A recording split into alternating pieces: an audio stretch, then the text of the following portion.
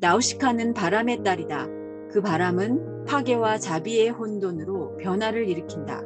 그녀는 바람의 숲에 포자를 퍼뜨리듯 세계라는 숲에 생명력을 퍼뜨린다. 이 상냥하고 맹렬한 바람은 깨끗하고 순수한 정원에서 뛰쳐나와 변화의 바람을 일으키기 위해 혼돈의 선두에 선다. 그녀는 만물이 하나이자 전체, 전체이자 하나, 시공을 초월하여 마음을 전해가는 존재임을 이해하고 다른 사람이 듣지 못한 것을 듣고 보지 못한 것을 보는 대지의 어머니다. 이 세계의 모든 생명은 대지의 유대로 연결된 그녀의 아이다. 작은 것이든 큰 것이든 인공적인 것이든 아니든 모든 생명을 가진 아이들을 이해와 공감으로 감싸 안고 바람을 타고 다니며 위로와 치유의 자장가를 부른다.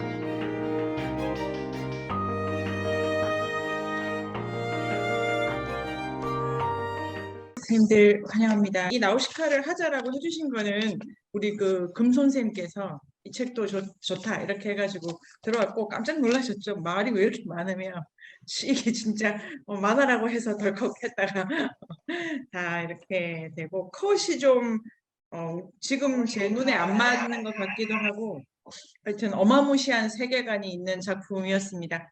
저는 이게 미야자키 하야오의 이름으로 되어 있지만 공동 작업이잖아요.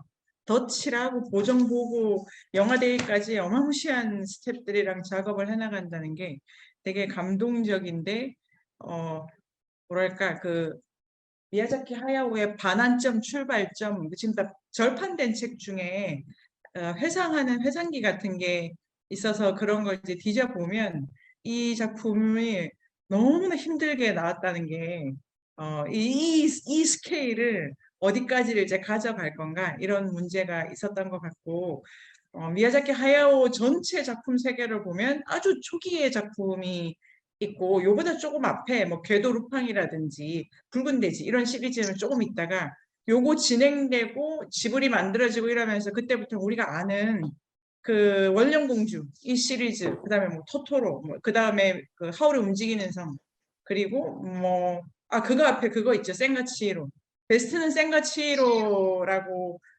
저는 생각하고 그다음에 가장 이상한 작품이 바람이 분다 뭐 이런 식으로 미야자키 하야오의 덕후들 사이에서는 이렇게 선을 그리고 있는데 가장 공통적이라고 한다면은 초기에 몇 개를 궤도루팡이나 붉은 돼지를 빼면은 전체가 다 여주인공인데 마지막 작품 바람이 분다만 남자 성인 남자가 주인공으로 나옵니다. 아동 남자 그 다음에 소녀 근데 마지막이 성인 남자가 주인공이어서 그게 이제 아주 이 뭐지 이런 생각이 들었던 부분이 하나 있고 여성 캐릭터라고 보면 이게 초작품인데 미야자키 하야오의 그 원령공주부터 여성에 대한 약간 어떤 시선이 있으세요. 그런데 초반에 여성 캐릭터를 가지고 올 때는 모성을 아주 많이 강조를 하는 거죠. 나우시카를 엄마로 설정한 건데 그 다음 작품부터는 엄마로 설정을 이렇게 해 나가지 않고 포녀 이렇게 되지 않습니까? 그래서 이제 여성성을 다른 방식으로 표현해서 포녀라는 제가 저만 본 만화는 아니겠지요. 포녀라는 만화 같은 걸 보면 바다 전체가 모성화되어 있기 때문에 미야자키 하야오 할 땐 터질 듯한 모성에 대한 이미지가 가장 중요하고 그것을 전쟁 서사와 함께 병렬시키는 것이 주된 서사라고 생각되는데요. 그 안에 문제의식의 강세를 어떻게 도가느냐에 따라서 서사 전체의 골격과 캐릭터가 설정이 될 것 같습니다.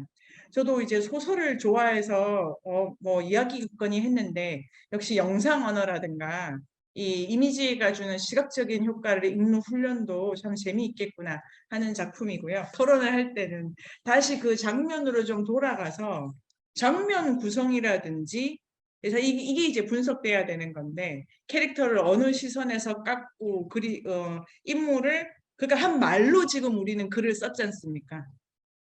그걸 그려내는 방식으로 분석이 돼야 되는 한 층위를 이제 훈련을 하면은 우리도 더 할 수 있을 것 같은데 예를 들면 뭐 거신병을 왜 그런 식으로 그려야 되는지 육체에 대한 묘사, 풀에 대한 묘사, 생명에 대한 묘사의 수준이 대단히 거칠잖아요.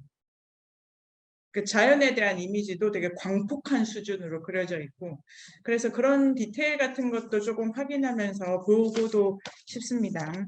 제가 너무 좋아하다 보니까 오늘 어떻게 될지 모르겠지만 자 1권의 지도를 보도록 하겠습니다. 책을 다 가지고 계시죠? 우리가 오늘 책이 있어야 돼요. 일본에 보면 같은 책이겠죠. 토르메키아 옛 지도라고 되어 있나요? 일단 지도를 한번 볼까? 이렇다고 합니다. 이 지구가 둥근 건지 네모난 것인지는 알 수 없는데, 그리고 이 지도에 따르면은 부해가 지금 남진하는 것처럼 되어 있는 거죠. 중간에 이제 수정을 해주시면 됩니다. 이게 이제 이 그림 자체가 되게 중요한 것 같고, 그 다음에 전쟁을 치른다라고 하면서 토르메키아와 도르크라는 두 개의 국가가 설정돼 있고 더 살만한 땅을 갖기 위해서 싸우고 있다, 이런 설정인 것 같습니다. 그리고 그래야 되는 이유는 부해가 내려오고 있기 때문에 살 곳이 이렇게 점점 없어져 간다, 이런 것도 있는 것 같고, 바람계곡은 그래서 이제 만화책 앞부분에 그림 같은 게 보면 나중에 이제 도르크가 포함된 지도도 나오고 이렇게 되는 거죠. 초반에 1권 지나고 나면 이제 이 무대 자체가 남진해서 도르크 땅에서 펼쳐지는 거고 마지막 결론도 거기서 이제 끝나는 거죠. 그런데 그 선생님들 그려보시면 어떻게 되냐면 마지막에 살아남아서 왕국을 재건하는 자는 토르메키아의 그 여왕이지만 여왕의 길을 버린 크샤나가 맡게 되지 않습니까? 전체에서 다시 돌아가는, 내려와서 돌아간다는 이런 모티프가 있기는 합니다. 그런데 그리고 여기서 이제 그런 그 두 개의 국가, 하나가 이제 여성 통치자, 여왕, 하나가 이상한 뭐 초왕, 이런 게 그림이 그려지고 남성성과 여성성의 대결도 전면으로 가지고 가고, 그 남성성 쪽에 훨씬 더 신령한 힘 같은 걸 쓰는 걸로 그려져 있습니다. 토르메키아 왕국은 완전히 시스템화되어 있고 뭐 문화 예술 이런 거 하고, 도르크는 영성 이런 걸 가지고 전면화 시켜 나가고, 자연에 대한 해석도 도르크 쪽에서 훨씬 많이 하고 있는 거죠.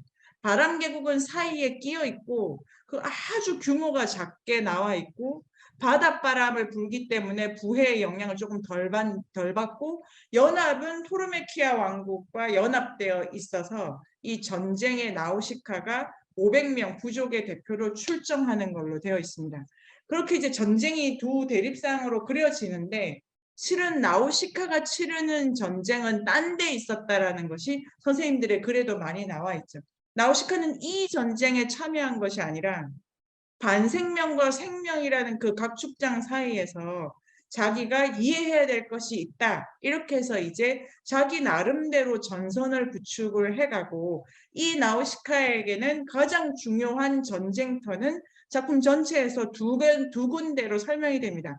첫 번째가 그 이제 오무가 죽어가는 걸 보고 이제 한번 죽음 체험이 있지 않습니까?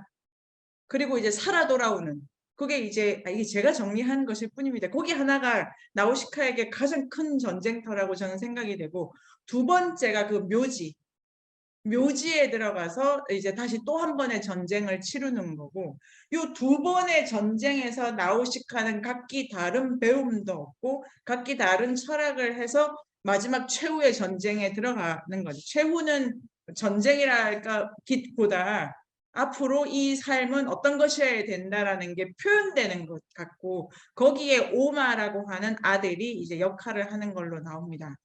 이 전체가 두 개의 그 인간사의 큰 전쟁 하나와 나우시카 개인이 치러야 될 두 개의 아주 영적인 전쟁, 그 심연의 전쟁, 이런 게 주파되고 있고, 나우시카의 첫 번째 전쟁은 나우시카가 자기 마음의 내면에서 치르는 전쟁이고, 두 번째는 이제 피안의 세계에서 치르는 전쟁처럼 그려져 있어서 그게 하나는 되게 심층으로 내려가는 것 같고 하나는 이상적인 걸로 아주 이제 고차원적으로 올라가는 것 같고, 그런 이미지도 좀 저는 느낄 수 있는데요. 이런 식으로 이제 이야기 전체가 미야자키 하야오라는 이 작가가 어떤 주제를 설정할 때 배치를 하지 않습니까? 공간적 배치, 시간적 배치, 그 다음에 인물의 캐릭터 배치, 주요 선율, 부선율 이런 걸 깔아갈 때 이 전체 밑그림이 파악이 돼야 이 세부의 그 드라마가 좀 더 사야지지 않을까, 이런 생각을 해봅니다. 그 오마라는 존재에 대해서도 선생님들이 많이 써주셨더라고요. 그 되게 희한한 존재가 많죠. 오무도 있고 히드라도 있고 오마도 있는데 이 세 가지 존재가 이제 각기 어떻게 다르고 왜 마지막에 이 오마라는 이름을 받는 순진무구한 존재에 의해서 뭐 거기 이제 어떻게 해석해야 될까 이런 과제가 있습니다. 최 선생님 어떠셨습니까? 근데 제가 보는 오마는 그 만화를 봤을 때 신체 구조가 가슴이 없고 그 힙 모양을 봤을 때는 남자거든요. 일단 제가 느낌으로 보기에는. 그래서 저는 오마가 저 같은 남자라는 생각을 하면서 주로 봤는데, 왜 남자라는 생각이 자꾸, 기술도 남자의 어떤 성질이 있다고 봤어요. 그러니까, 이 나우시카가 우쭈쭈 격려해주면, 막 우쭐해가지고 없던 힘이 갑자기 없던 지성이 생기거든요. 그래서 그게 폭주를 합니다. 막 힘을 써가지고 폭주를 하기 시작하는데 남자도 비슷해요. 그 자기가 사랑하는 여자, 좋아하는 여자가 좀 이렇게 격려해주고 북돋아주면 거의 제정신 못 차리고 폭주할 때가 있습니다. 그래서 그리고 이제 그런 정말, 근데 알고 보면 허당이잖아요, 허당. 그래서 이게 순진무구가 저한테는 왜 순진무구라는 느낌이 왔냐면 제가 한동안 제 필명을 순진무구라고 쓴 적이 있는데, 그러니까 남자가 그렇게 바보같이 순진무구하다는 거죠. 실제로 뭐 이런 말씀하면 여기 여성분들이 많아서 좀 공감 안 하시겠지만 저는 대부분 남자들이 이런 그 격려나 아니면 묘한 조정에 의해서 확실히 힘을 쓰고 용렬하게 힘을 쓰다가 주로 희생을 하는 존재다. 그만큼 순진무구하다.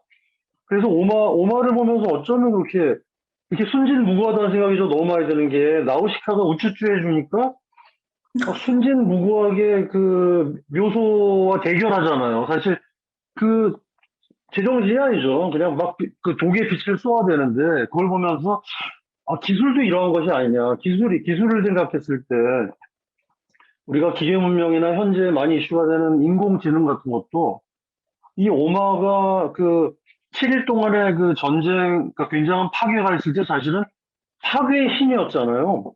그러니까 파괴의 신이어서 거의 그 현대 문명을 거의 그 파괴시킨 그런 주인공 중에 하나인데 그 주인공이 나우시카가 사랑으로 어루만져주고 저 굉장히 저도 엄마라는 그 어떤 제 사랑하는 여자, 좋아하는 여자가, 제 와이프가 엄마처럼 안배해주고 배려해주면, 너무 그 좋은 의도로 움직이게 되거든요. 그래서 그 파괴에 거의 신이 같았던 이 오마가 나우시카의 그 보듬음에 의해서, 그러니까 인간의 어떤 인간성 회복에 기여하잖아요. 오히려 파괴했던 사람이. 그러니까 파괴했던 존재가 그런 어떤 그 상호 소통하는 관계에 의해서 인간 회복에 기여하는 그런 존재로 작용하는 걸 보면 우리가 현대 문명에서 다루는 기기도 뭐 심지어는 인공지능까지도 우리가 이런 정말 소중하게 가꾸는 마음, 보듬어주는 마음으로 거의 의식 비슷하게 들어갈 정도의 수준이 된다 해도 오마를 이렇게 순진무구한 존재로 만들듯이 현대인들도 그런 기계 문명을 순진하게 다룰 수가 있지 않을까. 뭐 그런 좀 엉뚱한 생각을 해봤습니다. 그 황재 선생님께서 동의하시는지 몹시 궁금하니까 잠깐 듣고 네, 귀한 네. 우리 황재 선생님의 의견을 잠깐 듣고 네 어떻게 생각하십니까? 예, 최명재 선생님 그 탁월한 말씀이신 것 같고요. 깊이 공감합니다. 예, 좋네요. 네, 근데 여기서 이제 오마하고 이제 나우시카는 쉽게 말하면 어떻게 보면 이제 모자 관계잖아요. 그렇죠. 모자는 그러니까 모자. 어떤 부부 관계가 아니란 말이에요. 네, 네, 네. 예, 그렇기 때문에 이제 그렇지만은 일단은 이 자식도 어머니 그 마음을 잘 알죠. 네, 네. 예, 또 어머니에게 많은 영향을 받고. 근데 저는 아까 이제 그 기술 부분은 그 과연 나우시카와 뭐가 다르냐면 인간의 그 탐욕과 나우시카는 탐욕이라는 게 없죠. 어떻게 보면 자기 희생, 어떤 사랑 그걸로써 어떤 인류를 어떤 공생하고 살리고자 하는 그런 어떤 자기를 희생하면서도 생과 멸이 있는 그걸 갖다가 자기는 바치는 거고 반대편은 뭐 신성 황제라든지 반대편 측은 그렇지 않죠. 어떤 자기 어떤 이익이 있죠. 탐욕이 있고 뭐 불사신이 되고자 하고 그런 것 자체가 나우시카하고 이제 대립각이 되고 이 작가 자체가 그걸 이렇게 구조로 세운 것 같아요. 우리 그게 인간 네. 세상 네 과연 우리는 어떤 길을 가야 될 것인가?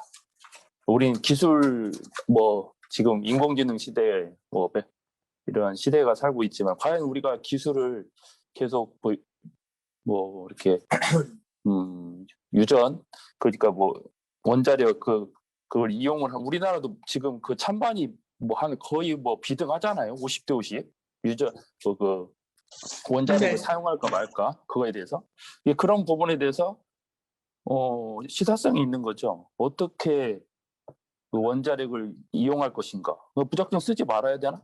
그건 또 아니고 그걸 쓰는데 어떻게 쓸 것인가? 그럼 위험은 한데 그런 부분들에 대해서 이 만화에서도 상당히 그 어떤 제시를 해주지 않나 이런 생각을 해봅니다.